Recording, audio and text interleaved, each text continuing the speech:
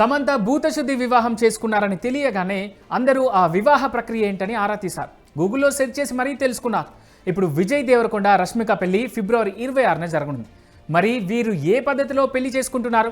విజయ్ తెలంగాణ వాసి కాబట్టి తెలంగాణ పద్ధతిలోనే పెళ్లి చేసుకుంటున్నారా, లేదా రష్మిక కొడవ హిందూ కుటుంబంలో జన్మించారు కాబట్టి కొడవ లేదా కూర్గు పద్ధతిలో వివాహం చేసుకోబోతున్నారా, లేదా రెండు సంప్రదాయ పద్ధతుల్లో వీరి పెళ్లి జరగనుందా అనే విషయంపై తాజాగా ఓ అప్డేట్ బయటికి వచ్చింది. కొడవ తెలుగు సంప్రదాయాల ప్రకారం విజయ్ దేవరకొండ రష్మిక వివాహం జరగనున్నట్టుగా తెలుస్తోంది. తెలుగు సంప్రదాయ ప్రకారమే విజయ్ రష్మిక మెడలో మాంగళ్య ధారణ చేస్తారట.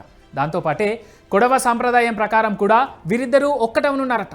ఈ వివాహ పద్ధతి ప్రత్యేకతలేంటో ఇప్పుడు తెలుసుకుందాం. నీలగిరి ప్రాంతాన్ని కొడవనాడు లేదా కొడవ అంటారు. ఈ ప్రాంతాల్లో జరిగే వివాహాలు సాధారణ హిందూ వివాహాలతో పోలిస్తే కాస్త భిన్నంగా ఉంటాయి. సాధారణంగా హిందూ వివాహాల్లో అగ్ని సాక్షిగా 7 అడుగులు వేస్తారు. కానీ కొడవ సంప్రదాయంలో అగ్ని లేకుండానే పెద్దల ఆశీర్వాదంతో వివాహం జరుగుతోంది. ముహూర్తం అనేది కొడవ వివాహ క్రతువులో ప్రధానమైన ఘట్టం. వరుడు వధువు తమ తమ ఇళ్లలో లేదా కళ్యాణ మండపంలో విడివిడిగా ఈ ముహూర్త వేడుకను జరుపుతారు.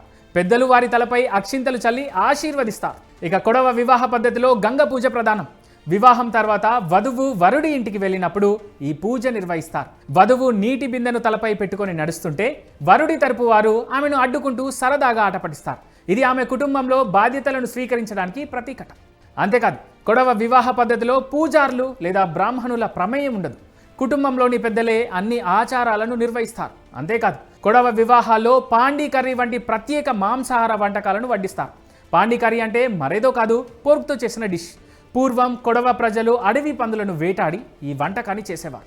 అలా మొదలైన సంప్రదాయం ఇప్పటికీ కంటిన్యూ అవుతోంది. ప్రస్తుతం పెంపుడు పంది మాంసంతో దీన్ని తయారు చేస్తున్నారు. అయితే తినాలా వద్దా అనేది వాళ్ళ చాయిస్. బట్ సంప్రదాయం ప్రకారం మాత్రం పాండి కర్రీని వడ్డిస్తారు.